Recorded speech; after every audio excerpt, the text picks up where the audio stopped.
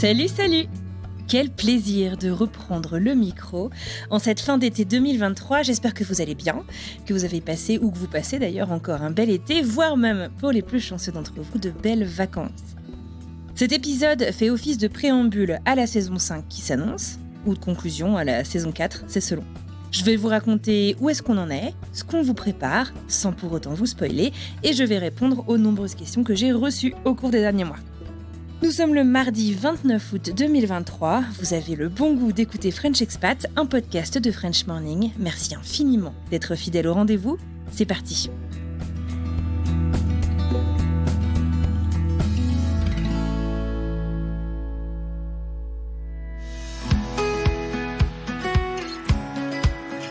Alors tout d'abord, avant de vous parler de la saison 5, j'aime bien aussi faire un petit bilan. Est-ce que vous saviez que nous approchons dangereusement du 251e épisode, puisque l'épisode que vous écoutez là tout de suite est le 233e. Ça commence à en faire des histoires. Est-ce que vous les avez tous écoutés ? Alors forcément, la ligne éditoriale, la technique, la production et la manière forcément d'interviewer a évolué comme on évolue tous finalement au cours des presque 4 dernières années déjà. En tout cas, je sais que vous êtes de plus en plus nombreux à nous écouter et je vous remercie très sincèrement de nous retrouver tous les mardis. French Expat, c'est avant tout des histoires qui vous ressemblent, qui nous ressemblent et parfois qui nous surprennent énormément, qui nous chagrinent, qui nous font rire, qui nous révoltent, qui nous choquent. Au cours des 2 premières saisons, on a essayé de donner la parole aux Français vraiment autour du monde, dans une variété très importante de pays, de destinations. Et c'est vrai que depuis quelque temps, on se recentre un petit peu sur l'Amérique du Nord. Et si j'ai toujours des messages me disant « mais pourquoi ?» Eh bien, sachez que c'est aussi en fait parce que c'est ce que vous écoutez. Le podcast, c'est une passion, certes, mais on est quand même obligé de suivre un petit peu ce qui semble vous plaire. Et quand certains épisodes sortent de l'Amérique du Nord, il nous faut une histoire très très forte pour réussir à vous motiver à écouter ce genre de témoignages. Alors oui, on essaie de suivre un petit peu ce qui vous plaît malgré tout. Au cours de la 4e saison, on a sorti 63 épisodes, c'est-à-dire plus d'un épisode par semaine, puisqu'a priori, il y a 52 semaines dans l'année. Et à ce jour, les épisodes que vous avez le plus écoutés, le plus plébiscités, en tête, c'est celui de Clémentine Gallet, Paris peut attendre. Clémentine qui nous partageait cette année un peu entre parenthèses qu'elle avait passée à New York, avant d'aller faire sa vie en France avec son amoureux. Dans le trio de tête, suivi de près donc par 2 épisodes de la série Should I Stay or Should I Go, une série qui était sortie à l'automne 2020, dans laquelle je m'interrogeais avec plusieurs intervenants et intervenantes sur un retour éventuel d'expatriation ou de vie à l'étranger. Should I Stay or Should I Go pour les non-bilingues d'entre vous qui veut donc bien entendu dire est-ce que je dois rester ou rentrer, et qui faisait référence à la célèbre chanson du même nom. On a ensuite l'histoire de Cécile qui nous parlait de son expérience avec un pervers narcissique et de son divorce en pleine procédure de renouvellement de green card. Un témoignage plein de courage qui vous avait énormément touché. Et le numéro 5 de ce top des épisodes les plus écoutés, les plus publicités, c'était celui sur la solitude qui est sorti en mai dernier, qui s'appelait donc Survivre à la solitude à l'étranger, dans lequel on parlait de la difficulté de se faire des amis, souvent, à l'étranger. Souvent ou pas souvent d'ailleurs, il y avait plein d'exemples et de contre-exemples. Et on parlait en fait de lever le voile finalement sur ce qui se passe et sur l'image qu'on peut renvoyer parfois sur les réseaux sociaux auprès de notre famille ou de notre entourage resté en France. Et c'est un épisode qui m'avait moi aussi beaucoup touchée. Vous êtes en grande majorité toujours des femmes à nous écouter, aux 3/4, mais la proportion d'hommes continue de grimper doucement puisqu'un auditeur sur 5 est un homme. En grande majorité, vous vous trouvez entre les 28 et les 34 ans, mais la part d'auditeurs et d'auditrices à partir de 23 ans et ce jusqu'à 44 ans augmente aussi de manière significative. Enfin, vous nous écoutez énormément en France, salut les Français, mais suivi de près par les États-Unis, le Canada, la Belgique et l'Angleterre. En même temps, je vous dis ça, mais a priori, vous nous écoutez d'un peu partout. J'ai remarqué un truc, c'est que vous semblez parfois un peu sceptique à écouter les séries thématiques, mais que ce sont des épisodes qui durent vachement bien dans le temps, que vous adorez a priori réécouter ou partager, parce que c'est les épisodes sur lesquels j'ai le plus de retours aussi longtemps après. Preuve en est avec Should I Stay or Should I Go, mais pour vous donner une idée, on en a quand même fait pas mal. Je vais vous donner quelques exemples si jamais ça vous tente. En septembre 2022, donc il y a tout juste un an, on sortait une courte série sur le français à l'école aux États-Unis avec 3 modèles différents d'écoles dans lesquels on peut apprendre le français. Au cours de la saison 4, on a aussi lancé d'autres formats un peu particuliers qui sont les formats experts. Le tout premier est sorti en avril à l'occasion de la Journée internationale du livre et du droit d'auteur. Et dans celui-ci, Amel, du site bookinfrench.com, nous proposait une sélection de livres tout public, donc pour les tout petits, les enfants, les ados et les adultes, pour parler et préparer l'expatriation. Le second que nous avions réalisé sur ce format, c'était un entretien avec une psychologue, Aurore Bégalo, qui nous parlait de la difficulté de se faire des amis à l'âge adulte. C'était un crossover avec le podcast Friendship, réalisé par Solène Rigoulet. Et là, donc, je vous proposais cette interview avec cette psychologue, mais aussi toute une combinaison, je dirais, de témoignages dans lesquels vont me parler de la difficulté ou non à vous faire des amis à l'étranger. Le troisième expert, c'était une autre psychologue, Adélaïde, qui, elle, venait répondre à vos questions directement sur les enfants et l'expatriation et la vie à l'étranger. Je fais attention maintenant quand je dis le mot expatriation, car je sais qu'il y en a parmi vous que ça rend fou, ce mot.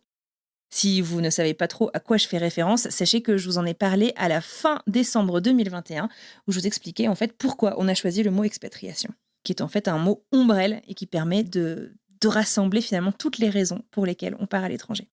Enfin, le quatrième expert à qui j'ai donné la parole cette année, au cours de la saison 4, c'était Audreyne, qui venait nous parler du bilinguisme et qui, là encore, répondait directement à toutes vos questions. Le prochain épisode expert qui devrait sortir donc au cours de ce trimestre dans la saison 5 va parler en fait du couple qui est parfois un peu éprouvé pendant l'expatriation. Les autres séries pour terminer sur là-dessus, donc je vous ai parlé de Should I Stay or Should I Go qui date de septembre 2021.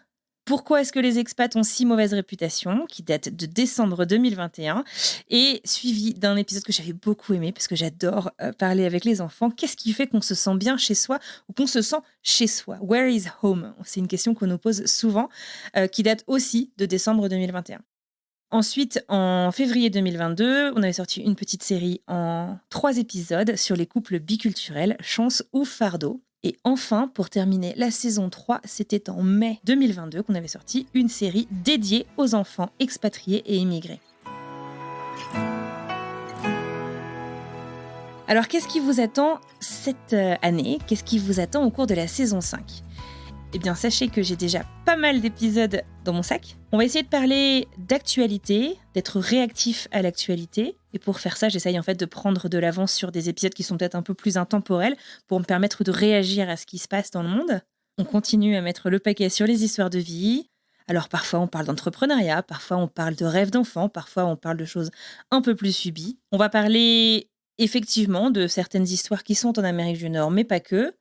On va aussi avoir des histoires de gens qui partent s'installer en France pour voir un petit peu le revers de la médaille. Il y a pas mal d'histoires rigolotes. Il y a peut-être des histoires un peu plus connues, des histoires que vous ne connaissez pas du tout.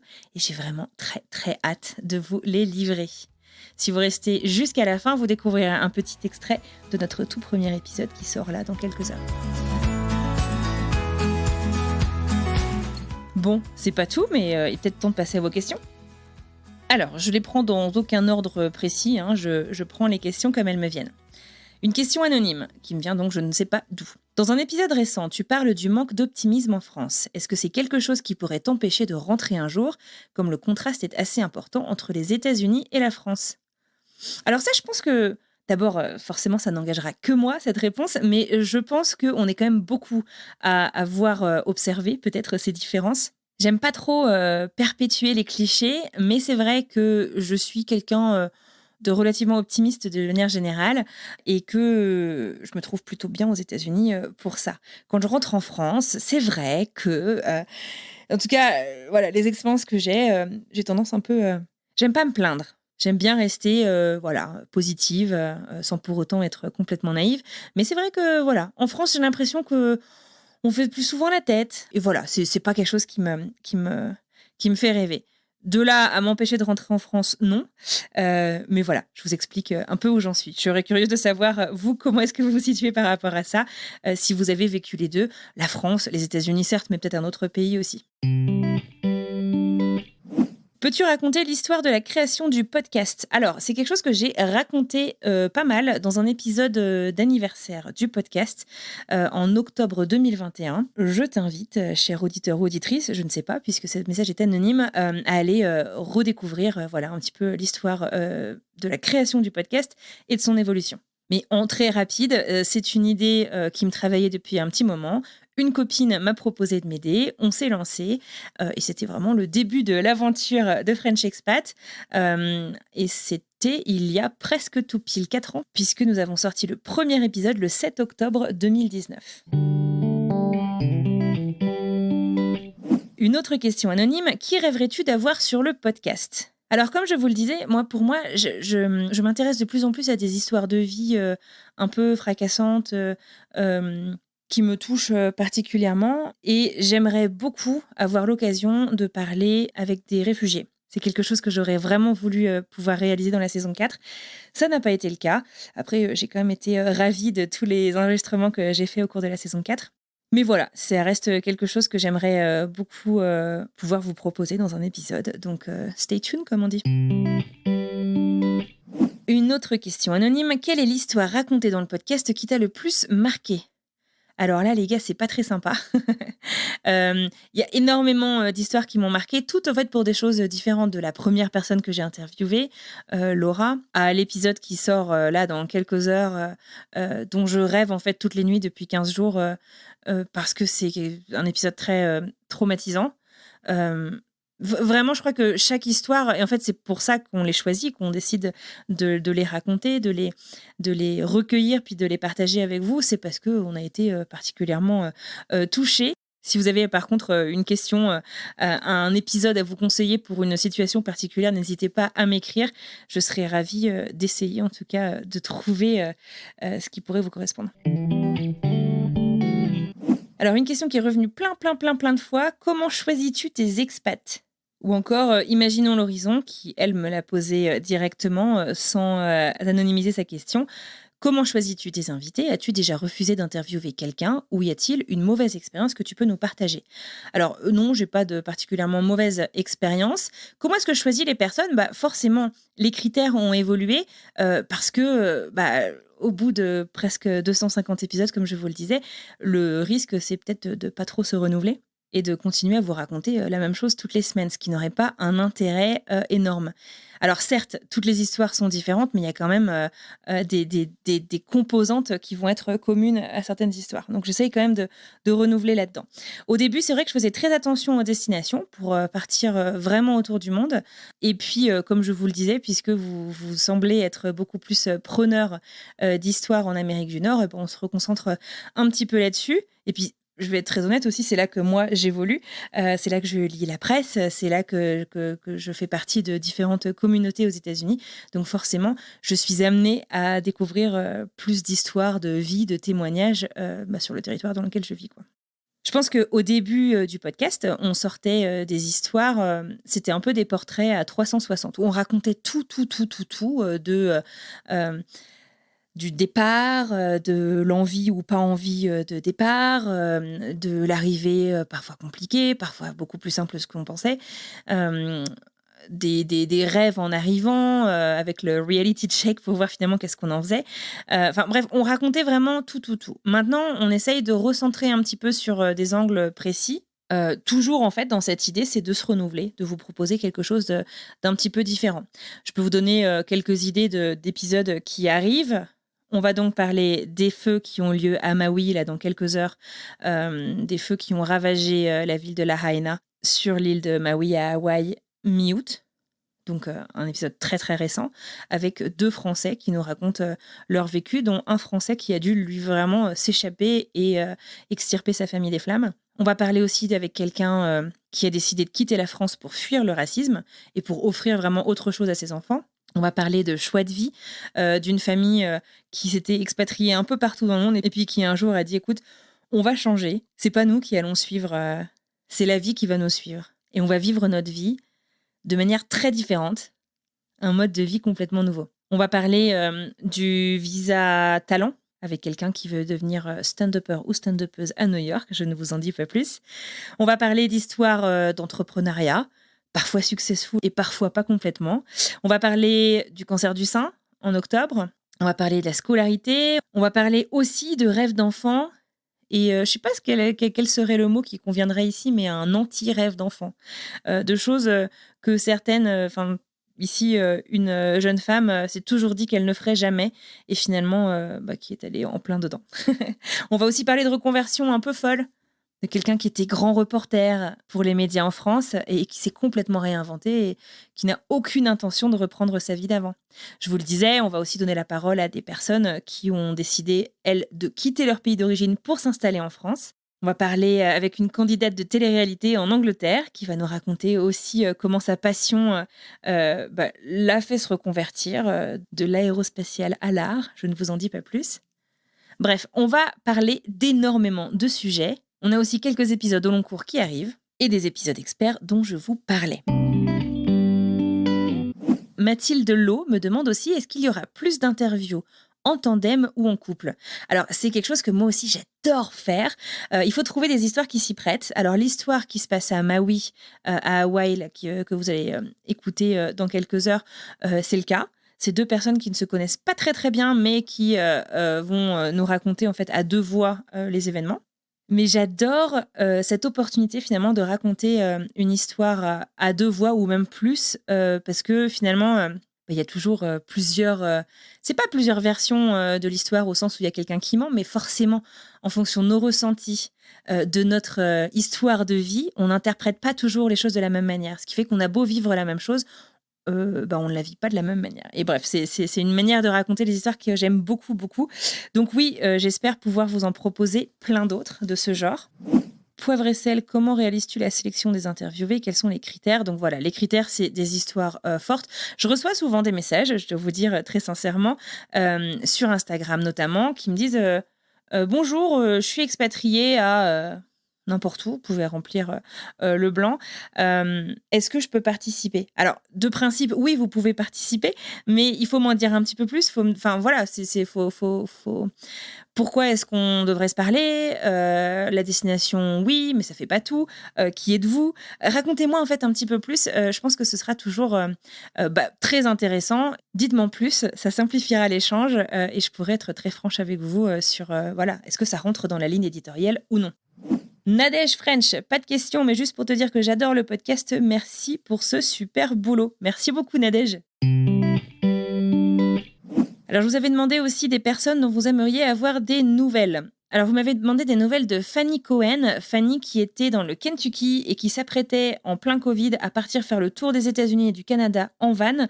Depuis, Fanny n'est ni aux États-Unis ni au Canada. Elle est partie s'installer au Mexique et elle a revendu son van d'ailleurs à Manon, que certains d'entre vous connaîtront certainement, puisqu'elle gérait les réseaux sociaux pendant longtemps de French Expat. Écoutez, c'est bien noté. On ira prendre des nouvelles de Fanny. On m'a demandé aussi la personne qui tient le bar à boules à côté de New York, mais aussi Sabrina et sa petite famille du Texas, et enfin Jenna qui avait gagné la Green Card. Eh bien, c'est tout noté. Merci beaucoup. Une autre question de Rox_P. Y a-t-il quelqu'un dans un pays que tu n'as pas encore interviewé mais que tu aimerais bien faire? J'aimerais beaucoup raconter des histoires d'humanitaires qui partent soit temporairement, soit sur le très long terme. Mais c'est le genre d'histoire qu'on n'a pas vraiment encore eu l'occasion de raconter dans French Expat. Ça me tenterait beaucoup. J'aimerais aussi beaucoup donner la parole à la diplomatie, comprendre en fait un peu les motivations personnelles, mais je trouve que c'est pas facile parce que c'est un métier dans lequel on est quand même beaucoup dans la retenue. Donc réussir à recueillir les confidences finalement de quelqu'un dont le métier c'est de ne pas trop se livrer personnellement, c'est pas évident, mais je ne lâche pas l'affaire. Pourquoi un tel intérêt des Français pour l'Amérique du Nord en particulier? Écoute, Marie Lost in Singapour, je ne sais pas. Je pense qu'il y a quand même une logique de chiffres. Après Londres et la Suisse, les États-Unis sont la destination en termes d'expatriation, donc de vie à l'étranger, la plus plébiscitée par les Français. Donc il y a certainement aussi, même depuis la France, des gens qui n'habitent pas aux États-Unis, mais que ça fait rêver. Mais je serais très très curieuse en fait de savoir qu'est-ce qui vous fait rêver autant. Parce que moi j'avoue, c'est vrai que je suis partie aux États-Unis. je serais partie à peu près n'importe où du moment que c'était hors de l'Europe. À l'époque, c'était pour un stage. J'avais 21 ans. J'avais juste envie de découvrir le monde. Mais du coup, très curieuse de savoir si vous pouvez nous en dire un peu plus. Comment est-ce que vous décidez finalement quels épisodes vous écoutez et comment est-ce que la destination joue dans cette décision. Alors, nous avons un message en 4 morceaux de Juliette Cotreau. Coucou Anne-Fleur. Juste pour te dire que je trouve le panel d'invités depuis quelques temps vraiment super. Merci beaucoup Juliette. Plus de diversité dans les profils, j'adore. Pour les suggestions, je sais que je me sens un peu tiraillée entre mes 2 expatriations. Ça fait pas encore un an que j'ai déménagé et c'est pas si facile de rebondir après une première expatriation. J'aimerais bien savoir que je ne suis pas la seule. D'accord. Alors j'imagine que c'est pas facile. Moi, j'ai pas vécu stricto sensu plusieurs expatriations à la suite, mais j'imagine que c'est pas évident. On doit se sentir encore un peu tiré finalement vers sa vie d'avant. Mais je pense que c'est la même chose quand on arrive et qu'on vient du pays dans lequel on a grandi. Si on s'est senti très bien. Moi, j'ai habité un peu plus de 10 ans à Boston. Et quand je suis arrivée ici dans le Colorado, où je suis depuis à peine un an, bah forcément, au début, on a tendance un peu à comparer en fait à ce qu'on connaît. Donc moi, je comparais plus vraiment à la France, mais je comparais pas mal au Colorado. J'espère en tout cas que ton arrivée se passe bien, Juliette. Sweet Emily nous propose de venir nous raconter son expatriation qui vire du rêve au cauchemar. Écoute Emily, j'espère que ça va d'abord. N'hésite pas à venir dans les DM sur Insta pour m'en dire un peu plus et j'espère vraiment que ça va. J'ai reçu pas mal de propositions de gens qui veulent me proposer des profils. Je vous remercie énormément. On m'a demandé aussi des épisodes un peu plus intimes sur les vraies raisons et les différentes raisons d'une expatriation. Plusieurs mamans ou futures mamans ou aussi des grands-parents m'ont demandé de parler de la grossesse et du postpartum loin des proches. On a Millie Beck qui nous dit: est-ce que je peux dire ce que je ne veux pas? Je ne veux plus, s'il vous plaît, plus d'histoires de Covid. Lol. Alors oui, je comprends à 1000% que voilà, ça reste un épisode un peu traumatique. Je dirais juste que ça fait aussi, on fait finalement partie quand même de notre histoire contemporaine et qu'il y a énormément d'histoires de gens qui ont rebondi. Ça a exacerbé en fait des choses malaises quand il y en avait et du renouveau, de nouvelles idées, etc. Et donc, oui, on parle pas de Covid pendant 2 heures, mais il y a quand même beaucoup d'histoires qui puisent finalement leur genèse, leur origine dans la pandémie. Donc, désolé, il y en aura d'autres. Émilie Beck continue et nous dit: j'adore les histoires simples dans lesquelles je peux me projeter. Eh bien, écoute, très bien, c'est noté. Le livre de Aura me demande: est-ce qu'il y a des épisodes sur l'expatriation après 40 ans? Alors, je demande pas forcément l'âge à tout le monde, mais sachez qu'il y a quand même pas mal d'épisodes sur des gens, en fait, effectivement, après 40 ans. Alors là, tout récemment, qui est ressorti cet été, on a l'épisode de Cédric Fesch, le journaliste, le correspondant, ancien correspondant aux États-Unis pour la télé française. Je pense à qui d'autre? On a Géraldine qui nous racontait son expatriation dans les Adirondacks. On a Julien Hatton à Londres. On a Chef Sophie qui nous parlait de la charge mentale et de la culpabilité des conjoints d'expat. On a Virginie Morisset qui est partie avec ses enfants mais sans son mari. On a Yvan et Margot Hérault. Alors Yvan et Margot, c'était un duo papa-fille, mais donc le papa est plus de 40 ans. On a Nicolas et Lucie à côté de Boston. Nicolas avait suivi sa femme. C'était l'épisode de Saint-Valentin de cette année, en 2023. On a Jean-Luc Brosius qui est un ranger dans le parc national de Rocky Mountain. On a Delphine Carlyle qui essaie de rentrer en France mais qui est finalement reparti. Ou encore, je ne vais pas tous les citer, mais je sais pas, Benoît Georges qui a traversé les US en Mustang électrique. Donc bref, il y a quand même beaucoup d'histoires de personnes qui sont parties vivre à l'étranger après 40 ans. On a Bialéo94 qui me demande: est-ce qu'on pourrait avoir des épisodes d'étrangers qui se sont installés en France? Eh bien, écoute, sache que je t'ai entendu. C'est quelque chose que je voulais faire, mais parfois, voilà, nous le rappeler, c'est très bien. C'est un épisode qui devrait sortir fin octobre. On a un épisode d'une personne qui est partie de son pays d'origine pour s'installer en France. On a Jessie Jess 1984 qui me dit: je viens de perdre ma maman, je culpabilise de ne pas avoir été avec elle, c'est horrible. Alors Jessie Jess, d'abord, toutes mes condoléances. Je ne suis pas passée par là directement, mais je sais que Ce genre d'épreuve ne fait que renforcer finalement la distance et l'impression d'être très loin et un peu déconnecté de ses proches. J'espère que tu as réussi à trouver un peu de réconfort. Je sais pas si tu as pu rentrer ou te faire épauler sur place, mais en tout cas, je t'envoie tout mon soutien. Sixtine, est-ce que tu te considères toujours comme une expat? Alors ça, c'est une grande question.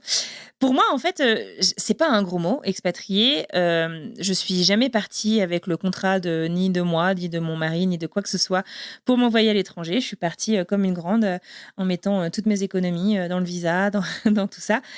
Donc, je suis pas expat au sens très péjoratif finalement du terme qui revient beaucoup dans les médias.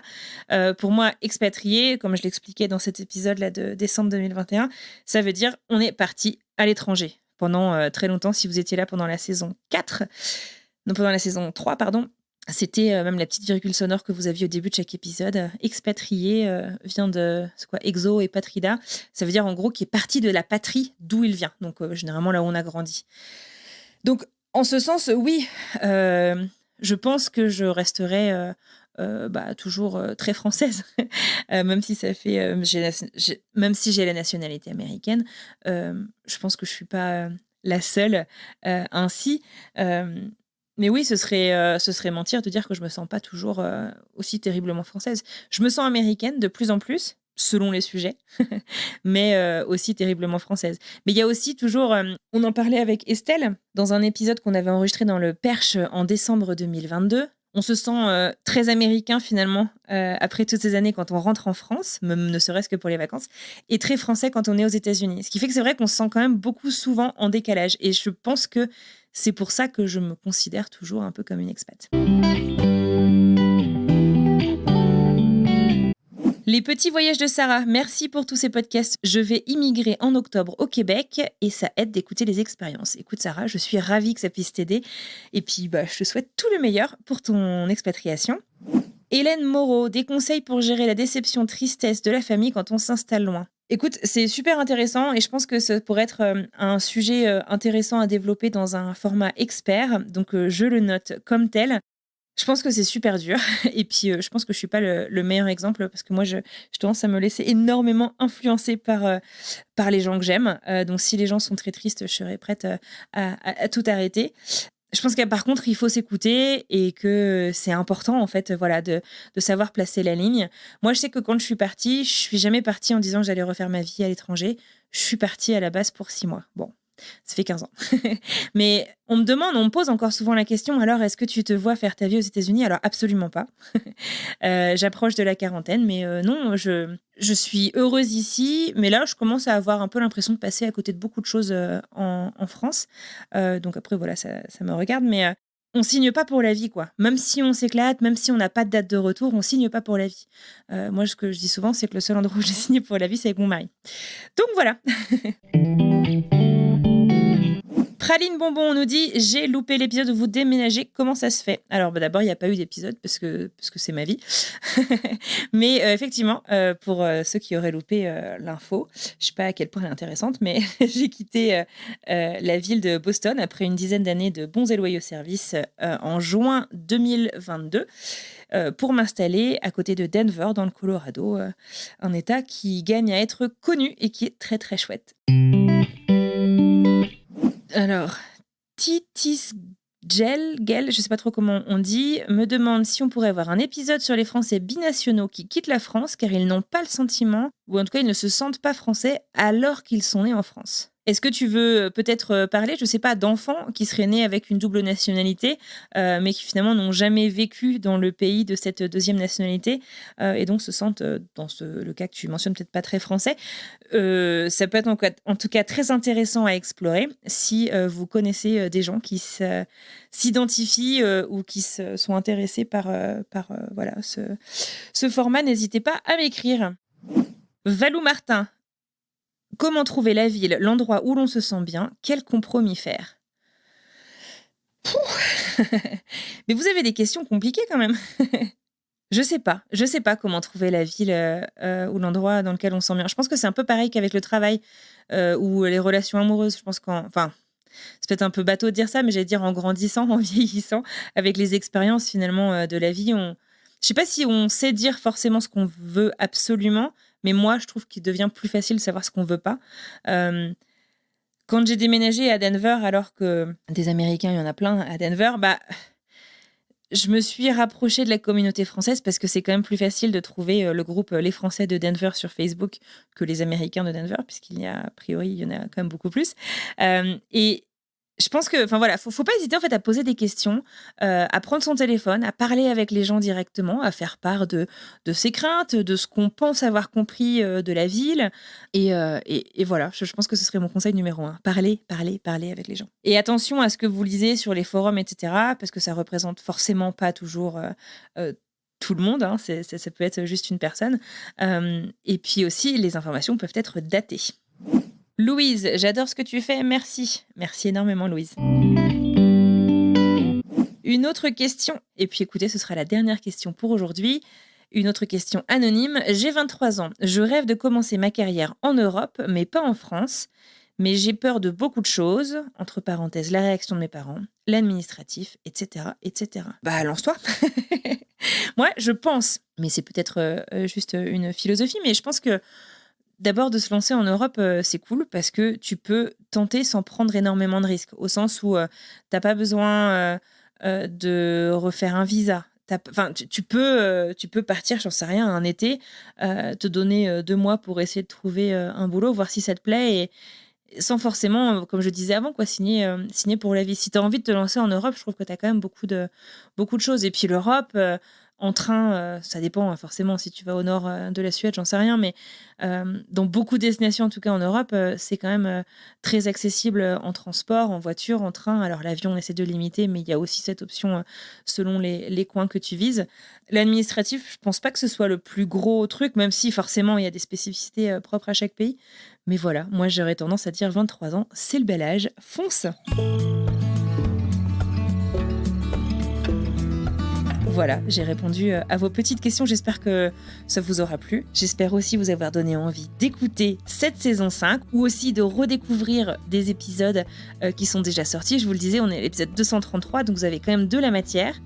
Si vous voulez un petit aperçu de ce qui vous attend, un aperçu un peu plus que mes explications un peu bancales, et une bonne annonce qui est sortie ce week-end, je vous invite fortement à aller la découvrir. Et je vous le disais, dans quelques heures sort un épisode sur le drame qui s'est passé à Maui. Je vous propose un petit extrait.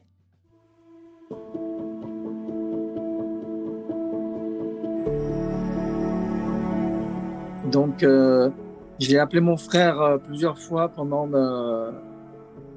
ces tornades de vent, ces rafales de vent qui ont tout fracassé. Et le dernier coup de fil que je lui ai passé, j'ai fait, j'en peux plus, j'arrive plus. Et lui, il me disait, mais arrête, évacue déjà, quoi. Et dans ma tête, c'était toujours viable. Donc, une barrière cassée, le toit arraché, j'essayais de, jusqu'au point parce que je savais plus quoi faire. Je sais pas comment l'exprimer, dépassé. J'ai été dépassé. Et j'ai eu un coup de fil d'une amie qui me parlait d'un feu, qu'il fallait qu'on keep an eye on it. Et c'est marrant parce que je suis monté à l'étage et il y avait plus de toit, donc j'ai pu voir parce qu'avant je voyais pas.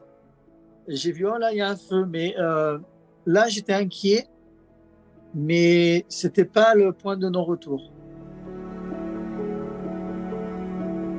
Et mardi soir, quand on s'est couché, moi j'avais des copains à Kihei, donc ça c'est au sud de l'île, c'est toujours pas Lahaina, qui me disaient écoute là, on va peut-être venir ce soir, le feu est dans les herbes, dans la bushfire, mais ça descend sur la ville. Et ça c'est vraiment important de comprendre le contexte parce que donc déjà tous les pompiers ils étaient déjà sur plein de feux. Et puis il y avait un feu à Wailuku, un feu à l'aéroport, un feu au dump. Et souvent, il y a beaucoup de ces feux, il y a eu du vent, les pics électriques sont tombés. Parce qu'il y a peu de piquets électriques qui sont enterrés à à Maui. Et une fois que les piquets électriques tombent, ça fait des étincelles.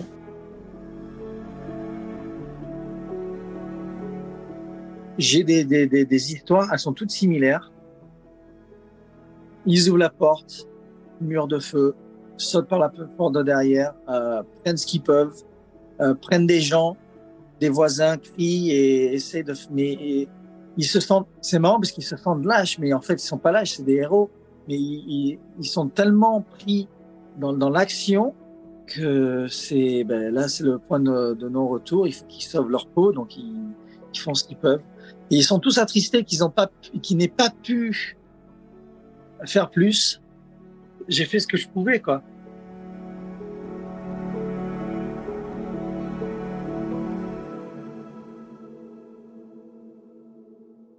Et puis quant à moi, je vous remercie très sincèrement d'être là. Pour ceux qui sont là depuis le début, on vous voit et on vous remercie, mais aussi pour tous ceux qui sont arrivés en cours de route. Ça compte énormément. Alors merci à chacun d'entre vous. Allez hop, il est l'heure de lancer la saison 5. C'est parti. Belle écoute, belle saison et à très vite.